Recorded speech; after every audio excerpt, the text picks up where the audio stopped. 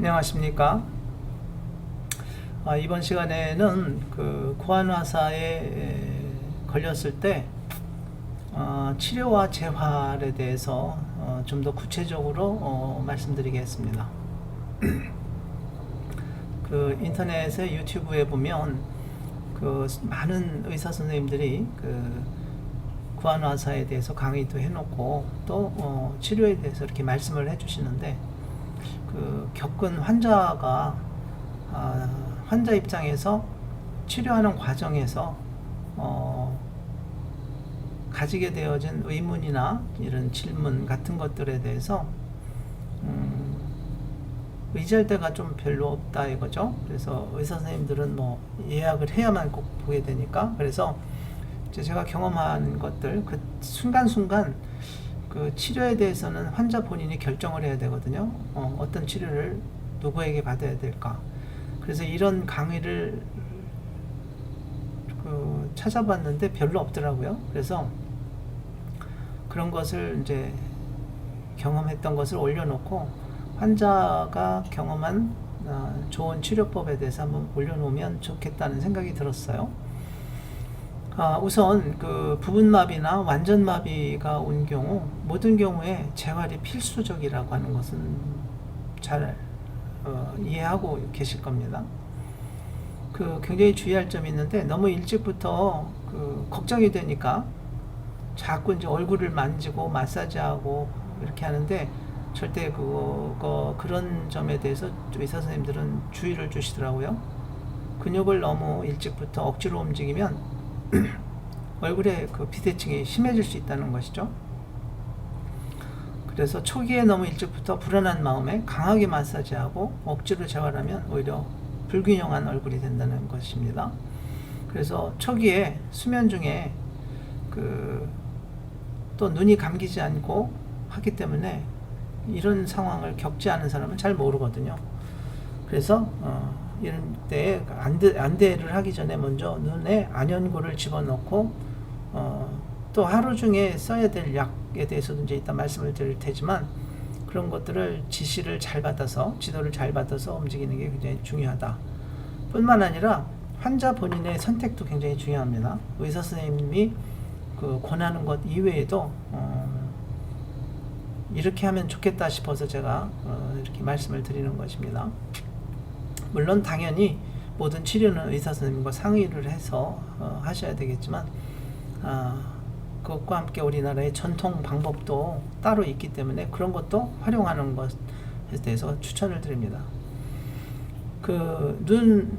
잠을 자려고 수면을 취하는데 눈을 감고 있으면 눈이 안쪽에 안 감기면 그게 얼마나 불편하고 또 세균에 노출될 가능성이 많지 않습니까? 그래서 안약을 넣은 상태로 수면을 취하는 게 매우 중요해서 안대 준비하는 것도 필요합니다. 물론 당연히 재활도 의사의 지도를 받고 세심하게 하셔야 됩니다. 그 신경과에서는 약 2주 동안 스테로이드, 항염제 등을 이렇게 복용시키고요. 안연고도 주고 안약도 줍니다. 저는 그와 함께 동시에 망설임 없이 한약도 복용을 하였습니다. 그리고 침 치료도 받고요. 고주파 치료도 받고요.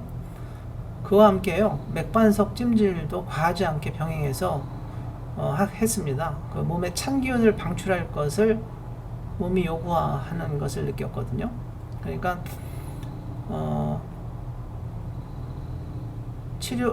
질병이 확인되고 치료를 받으며 그 양약을 먹고 스테로이드 등을 먹고 이러고 있었는데, 몸에서 그런 걸 요구하는 것을 느꼈습니다. 그러니까 따뜻하게 얼굴을 이렇게 해주는 것이 필요하겠다는 생각을 해서, 그래서 제가 질문을 했죠. 한방 치료를 받는 건 어떠냐. 그 의사 선생님께서 받으실 수 있는 모든 치료를 다 받으세요 그러시더라고요. 그 말씀이 굉장히 중요한 거라고 생각을 했어요. 그러니까 한순간에 내가 이거 한방병원에, 저 같은 경우는 이제 그럴 수 있는 위치에 있어서 한방병원에 입원을 해서 한방치료만 받을까 이렇게 또 생각을 했거든요. 그런데 한방치료도 굉장히 우리나라 시스템이 잘 돼 있어서 거기서는 입원을 요구하고, 양방병원에서는 별로 입원을 요구를 하지 않더라고요. 그런데 한방 치료에서는 이제 그 몸 전체를 좋아지게 하기 위해서 그럴 수 있는 분들은 그렇게 하는 게 좋을 것 같더라고요. 그래서 저는 그냥 집에 있으면서 집 앞에 한방 양방이 다 있어서 한방병원과 양방병원을 다 가서 모든 치료를 다 받았습니다. 발병 후 4주 정도 지나서 보니까 서서히 원상태로 돌아오는 거, 그 근육, 안면 근육들이 돌아오는 모습을 보고서 이게 다 필요하겠구나 하는 생각을 강하게 가졌습니다. 사람마다 다를 수는 있겠죠. 예. 근데 저는 이제 그 당시에 너무 급해서 그 주변에서 충분히 치료가 되지 않아서 얼굴이 약간씩 변형된 채로 살아가는 분들을 보면서 본인이 했던 경험을 알려주는 것이 필요하다고 판단이 되었어요. 그래서 사실은 치료하는 과정에서 계속 사진도 찍어놓고 이런 준비를 했었습니다. 그리고 앞서 예를 들었던 것처럼 세계적으로 유명한 그 연예인들이, 그런 사람들은 양방 치료만을 받게 되겠죠. 6개월 이상의 치료를 받아야 한다는 그 기사도 보았고요. 또 최근에 그 캐나다에서 유학 중 구안화사를 겪게 되어서 우리나라에서보다 6배나 많은 경제적 비용을 지불하면서 치료하는 모습을 보았고, 그래서 본인이 이런 경험을 알릴 필요성을 느끼게 되었습니다. 한 달 동안 집중 치료하니까 뭐 그렇게 많은 비용이 들지는 않았어요. 물론 사람마다 좀 다르기는 하겠지만 캐나다에서 봤는데 6배 이상 받았다, 비용이 들었다. 이것만 봐도 굉장히 우리나라가 유리하다는 것을 알 수 있겠죠. 또 우리나라는 세계의 다른 나라에 없는 훌륭한 의료보험 제도도 있고요. 다양한 한방과 양방의 풍부한 치료 방법들을 갖추고 있어요.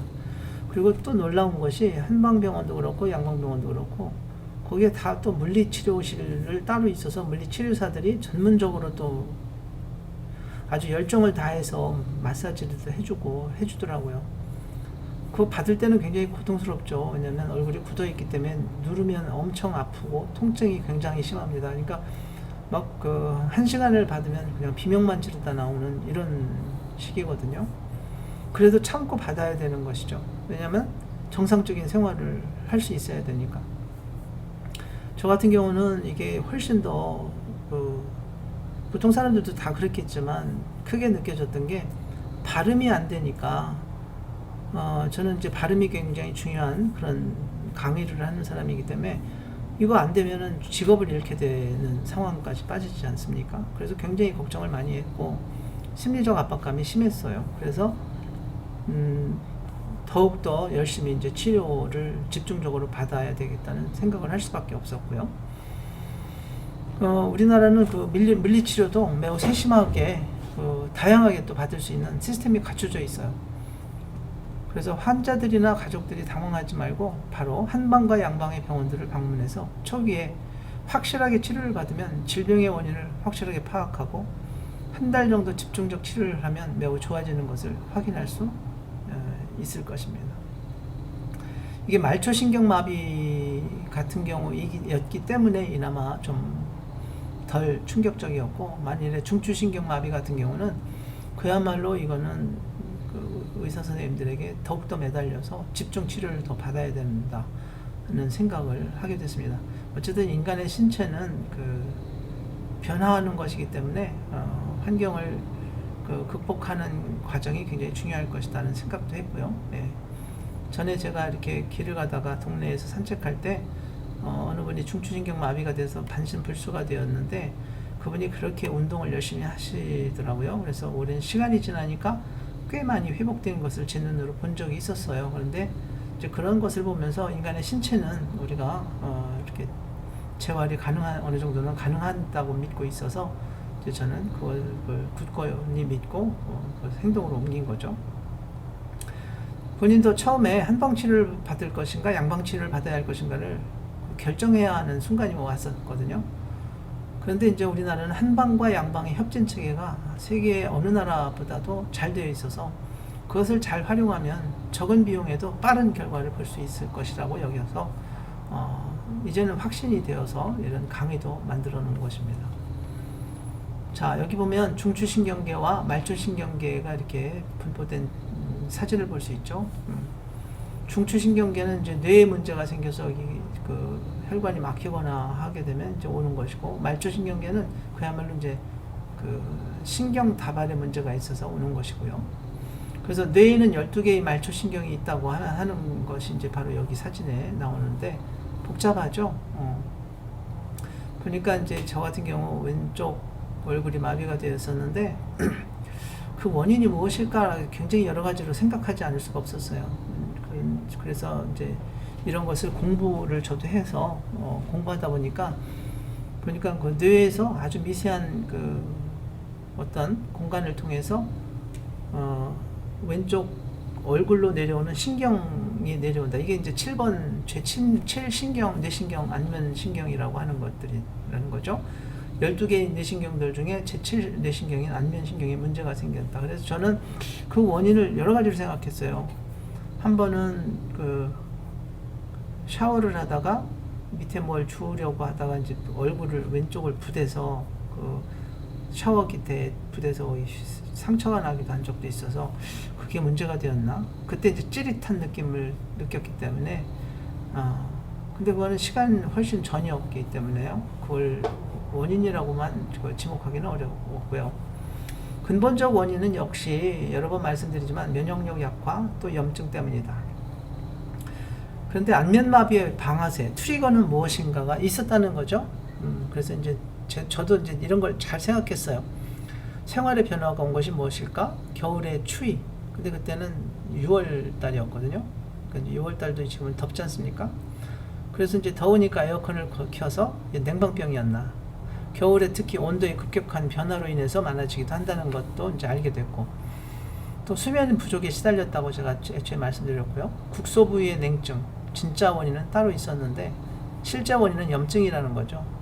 그래서 면역력이 약화되어서 염증이 생기고, 그래서 이제 치료는 고함량의 스테로이드 주사나 한약, 항염제, 이런 알약 등을 먹고서 치료하는데, 이때 이거 같이 복용해도 되나? 라고 걱정을 했는데 같이 복용했습니다.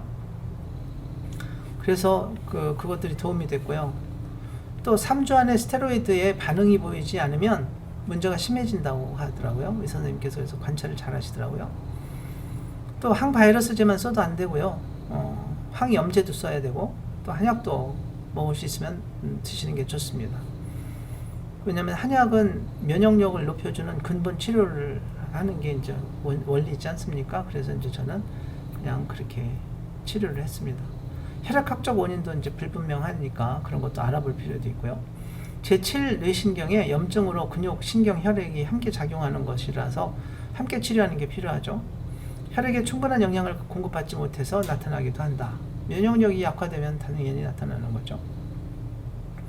안면마비에 있어서 첫째 원인은 스트레스, 신경의 과잉 항진으로 혈관이 수축된다는 것입니다. 스트레스도 분명히 있는 것 같습니다. 스트레스로 뇌혈관이 열을 받아서 수축이 되면 안면 근육에 경직이 오거나 혈관의 잘못된 증식이나 부종 상태 때문에 이 원인이 돼서 나타난다는 거죠. 안면신경이 압박되어서 신경을 누르거나 안면신경 자체가 문제가 올 수도 있고요.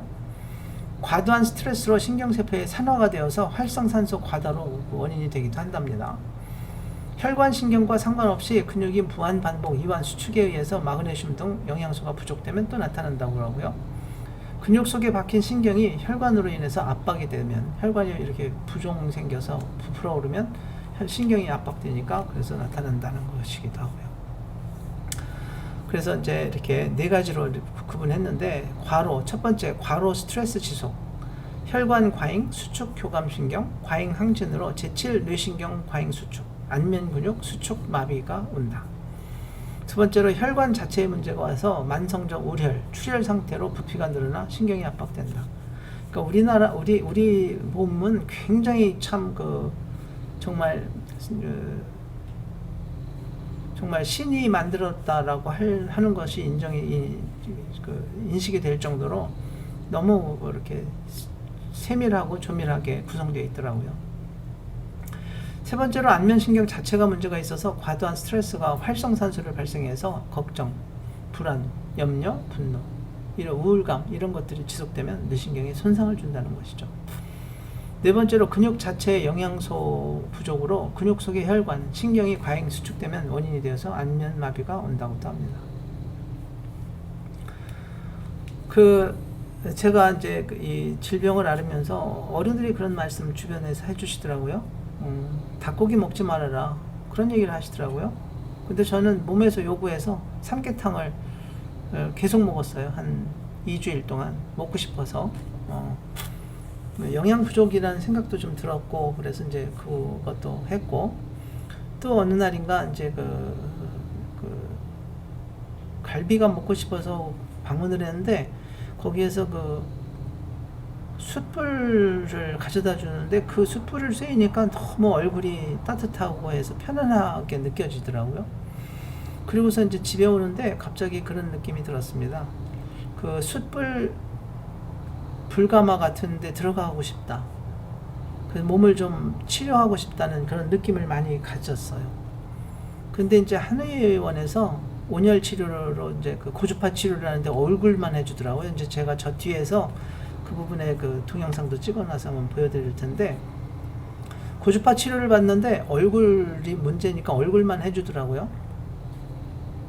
그래서 제가 그 생각을 했어요. 아니, 얼굴만이 문제니까 얼굴을 해주지만 이게 비용이 많이 드니까 전신을 하면 안 좋은가? 더 좋지 않을까? 이런 생각을 하게 되었어요. 그래서 이제 몸에서 요구하는 대로 따른 거죠. 그래서 제가 그 생각을 했던 것입니다. 숯불 가마에 들어가고 싶다. 몸에서 요구하니까. 근데 전화를 해보니까 이 코비드 때문에 그 찜질방이 문도 많이 닫았고요. 뭐 동네 목욕탕도 문을 많이 닫았지 않습니까? 그래서 저 같은 경우 옛날에 다니던 그 찜질방이 있어서 전화를 했더니 한다고 하더라고요. 그래서 거기에 가서 10번을 제가 끊었어요. 그래서 10회 중에 9회 정도를 거기를 다녔습니다. 그랬더니 한 번, 두 번 할 때마다 좋아지더라고요. 그래서 저는 이거 효과가 있구나. 그래서 이제 전신 온열 치료를 하는 것을 병행을 해서 정말로 4주 정도 되니까 그냥 정상 상태가 되돌아오고 발음도 되고요. 이런 것을 느끼면서 이게 정보를 좀 나눠야 되겠다는 생각을 해서 요즘에 시대가 유튜브 시대니까 이런 것을 여러분들에게 이제 공유하자는 생각을 하게 되었습니다. 자, 다음 시간에부터는 제가 치료한 과정들을 이제 날짜별로 이렇게 해서 한번 알려드리려고 합니다. 사진과 함께 병행해서 동영상도 이렇게 보여드릴 생각인데, 이번 강의는 여기서 마치도록 하겠습니다. 도움이 되었으면 좋겠습니다. 감사합니다.